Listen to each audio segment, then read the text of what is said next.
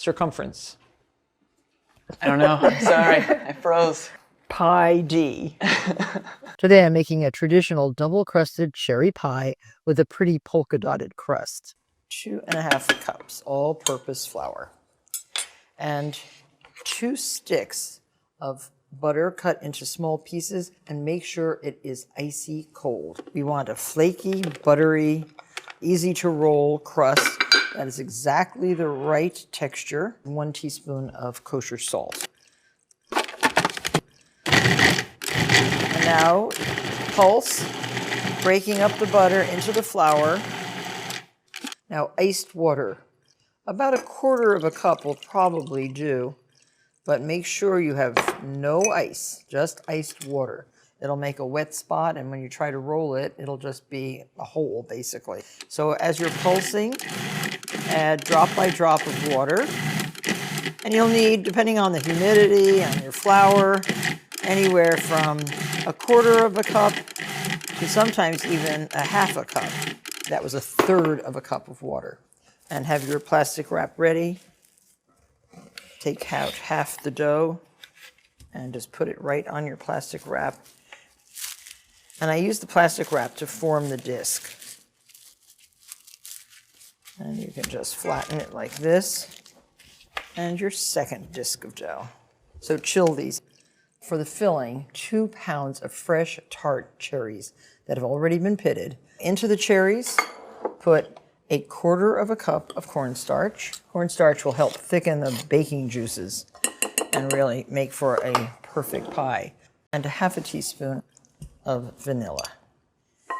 And if you prefer, you could use a little bit of fresh lemon juice. And 1 cup of sugar to 2 pounds of pitted cherries. And then stir with a spatula.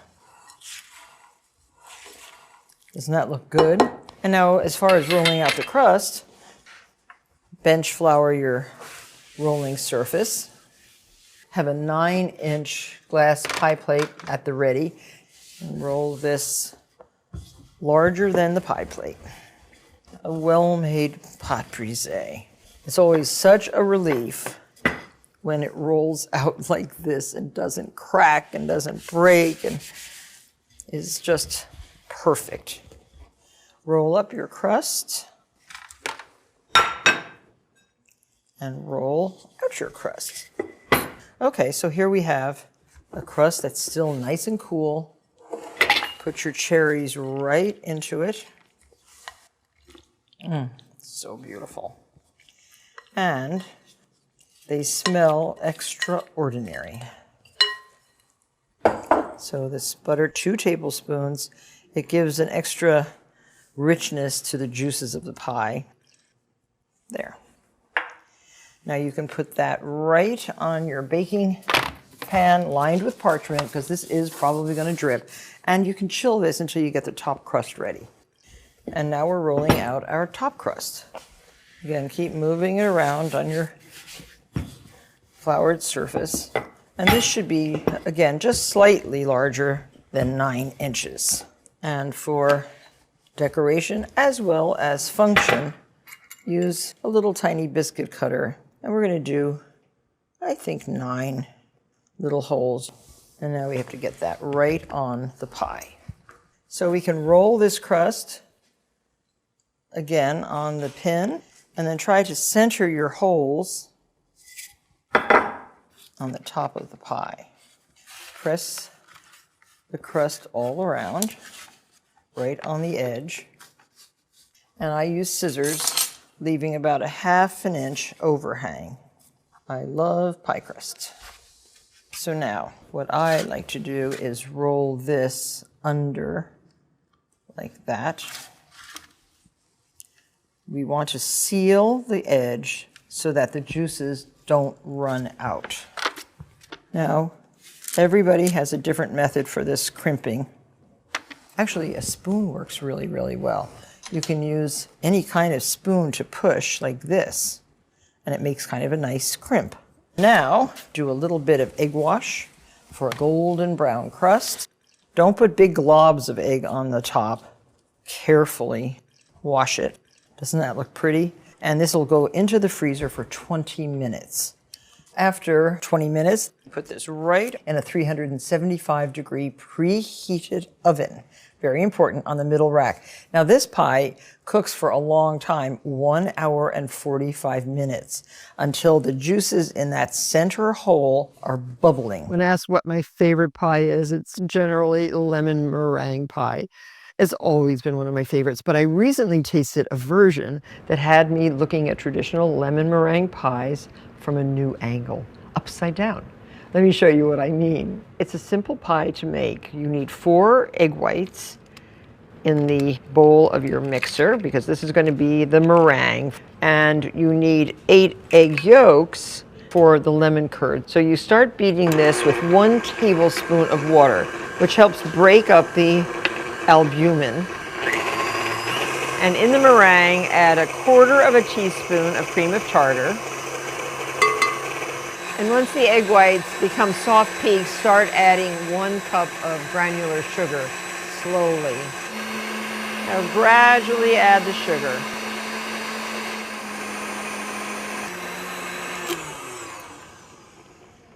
So very beautiful meringue. So this gets smoothed into the buttered pie plate, up the sides, and just onto the rim.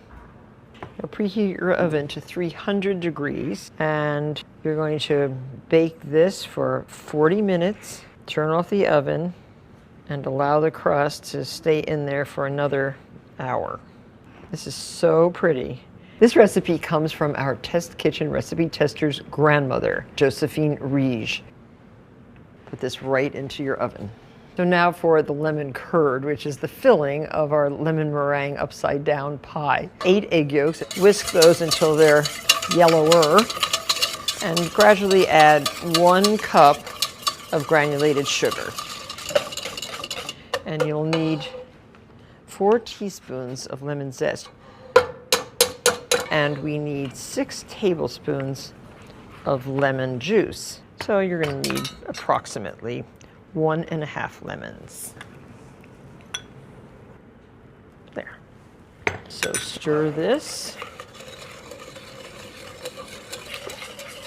Make sure you mix everything up, and you can then put aside the whisk and use a wooden spoon as you cook the curd. Now, you never, never, never can leave this on the stove by itself. They will curdle if you cook too hot. Look how quickly it's thickened. This is very nice lemon curd. Turn off the heat and put the curd in a bowl to cool. And it will become even thicker than this as it cools.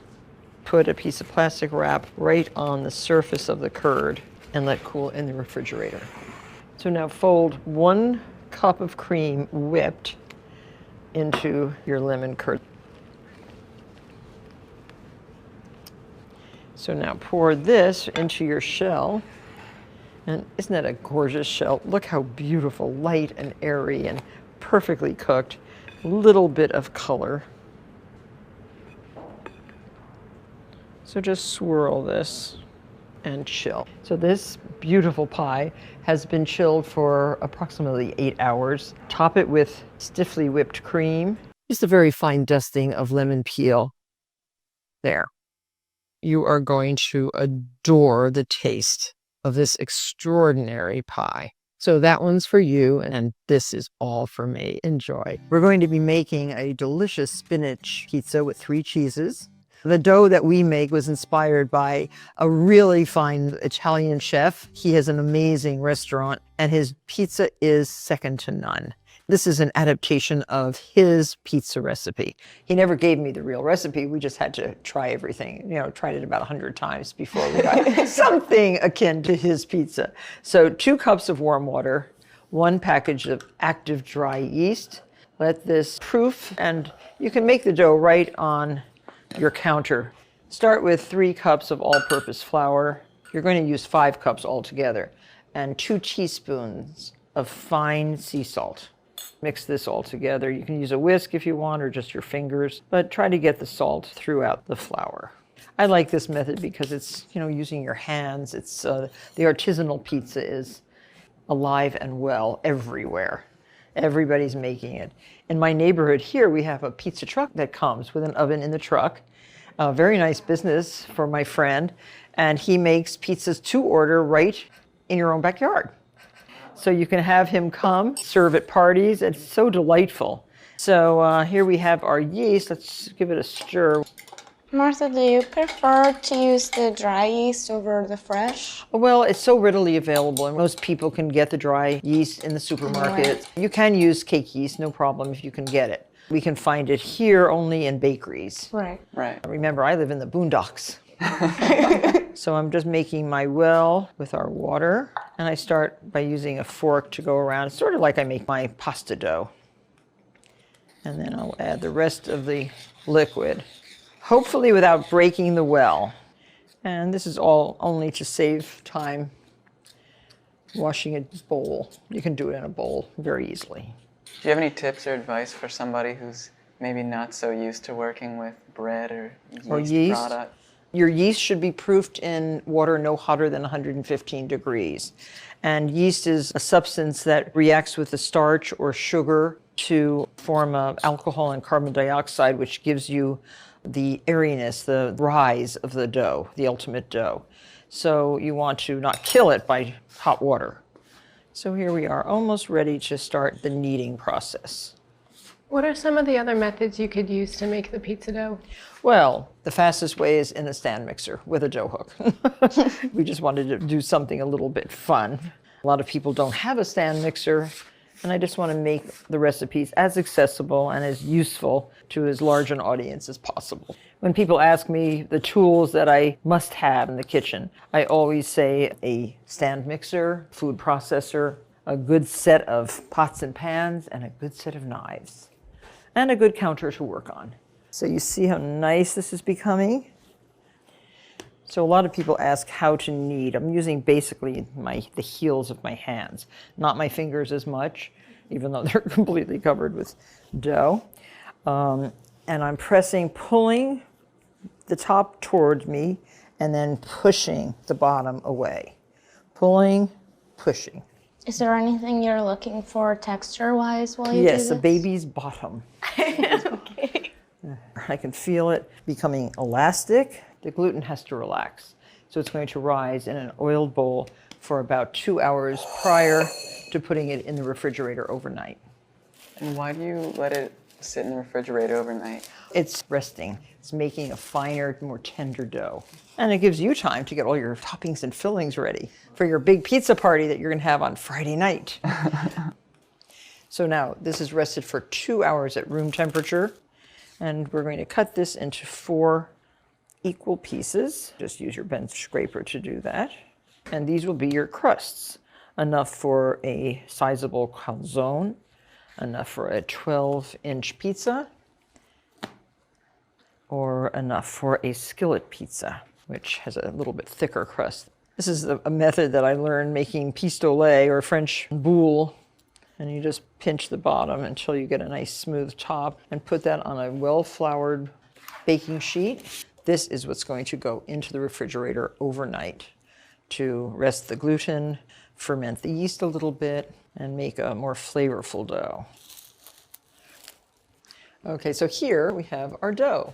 It's looking really good. And this is what you want to form into your base for your pizza. 12 inches round. I'm working on a piece of parchment paper. This really simplifies a lot of problems for people who haven't made pizza before, because we have a stone in the oven heating to 550 degrees. That stone is piping hot, and it will cook a pizza in approximately 10 minutes. So this is very nice. No need to fling the pizza up into the air unless you are adept and expert. I've had it stick to the ceiling. So just keep stretching the dough to get to the desired diameter of 12 inches circumference. I don't know. I'm sorry. I froze. Pi D. Okay, beautiful. It's flat and even and looking good. Now the topping is delicious. We have Gruyere cheese, grated. Sprinkle that all over your top. Now you can leave about 1/4 of an inch around the edge if you want a nice edge. We also have mozzarella, fresh buffalo mozzarella. This lovely mozzarella melts beautifully in the oven. The pecorino is a salty cheese, adding a lot of flavor. And the Gruyere just gets nice and stringy. And it's also very flavorful. We also have a couple garlic cloves that are slivered. You can put a garlic sliver here and there. And then I think we'll do the spinach. These are washed baby spinach leaves, which go on last. And at the end, we're going to put some mint leaves on. They go so well with the spinach. And now a sprinkling of black pepper. The sprinkling of red pepper flakes would be nice too. Some salt. And a drizzle of olive oil. This helps the spinach cook without burning. And this is a peel. This helps a lot to get your pizza in and out of the oven. So right into the oven. Now take your peel all the way to the back of the stone and then just gradually slide this off, positioning it in the middle of the stone. Set your timer for 10 minutes. It's time to get the pizza out of the oven. It is exactly 10 minutes. That looks so amazing. Now that looks like it comes from the best restaurant, doesn't it? So just slide this right off onto your cutting board. Don't use this as a cutting board. It's really needs to stay nice and smooth. And there you have an amazing pizza. To just add a little more flavor, a few pieces of mint leaf. You'll like the taste of the mint with the spinach. It is really delicious, and it really does enhance the pizza. Now, you can cut with a mezzaluna like this. I guess I'll make 8 pieces. I'll have to practice if I'm going to work in my own pizza parlor. Serve this piping hot with some pieces of lemon. I just have to show you underneath. The crust is a beautiful color. Have a piece, guys? Please help yourselves. Let me know what you think. Pretty good, right? It's really good. It's delicious. So good. I know it may sound like a strange combination, but trust me when I tell you that my lemon and Italian cheese pizza is outrageously delectable. The tangy, paper-thin slices of citrus pair perfectly with melted Piave and Fontina cheeses. The dough is simple, a basic pizza crust dough. We first proof 1 package of active dry yeast in 2 cups of warm water. And the water should be no warmer than 115 degrees. And we want it to become like this, dissolved, and you want to see a little bit of action on the top of the water, little tiny bubbles. That way you know the yeast is alive. Let this one sit for about 5 minutes. In a large bowl, we have 3 cups of all-purpose flour, and to that we're going to add 2 teaspoons of fine sea salt. Stir that up, and then you can make a well if you want, or whatever way you're going to incorporate all this yeasty water into all that flour. It's going to be very, very wet. And by making a well, you can gradually add the flour, the dry to the wet. I'm using a good sturdy wooden spoon to help mix. And because it's so wet, you're going to add up to 2 additional cups of flour to this dough. So now you can start adding. The first cup, just sprinkle it on. You don't have to dump it all in. Now you can, of course, make this in the stand mixer fitted with a dough hook. It'll save what my dad always called that elbow grease. But it's kind of fun to make pizza dough and use your arm muscles. And again, the addition of the flour, sometimes it'll take all 2 cups. Sometimes you'll need a little bit more depending on the day. And you can put some of the extra flour right here on your counter. Pull up your sleeves and get ready to knead. And it helps to use a pastry scraper whenever you're kneading dough. This will lift the dough and allow you to make those initial folds. And it might take up to 10 minutes to get this into a nice, smooth ball of dough. And have a large bowl ready with some olive oil in the bowl, and that will be the rising bowl. Coat the entire surface with oil, and then cover with plastic wrap and let it rise in a warm place until double in volume, approximately 3 hours. So here's our dough, doubled in bulk. And there's no reason to buy pizza dough. It's so nice to make your own. I make my own, my daughter makes her own, my niece makes her own beautiful, beautiful dough. And using your pastry cutter, cut into quarters. What you want to do is just make this into a nice round. Notice how I'm folding up the edges. You don't want a lot of air bubbles in your pizza. Flour a baking sheet lightly, cover, and let the dough rise for another 30 minutes. And I think we have a swap out for this one too. So here's our dough, nicely risen. Take one of the balls, and if it's going to take you a little time, keep this in the fridge so it doesn't overproof. You can also put them in the freezer. Oh boy, look at this. So pretty. Just a lightly floured surface. And you want to push the dough out to a circle about 12 inches in diameter. You can go around and around like this using the backs of your hands. Now put this right on a lightly floured peel. Now, a few little red onions. So a quarter of a red onion, some Piave cheese. 2 ounces of the cheese should be enough for 1 pizza. Some thin lemon slices, 6, which will give you 6 perfect slices. And some, Fontina cheese. 2 ounces will melt perfectly under the heat that we're going to bake this, 500 degrees, and a little bit of oven broiler. Some little sprigs of rosemary. You don't want a lot of rosemary, just want a few sprigs here and there. And black pepper. I'm not adding any salt, the cheese is salty enough.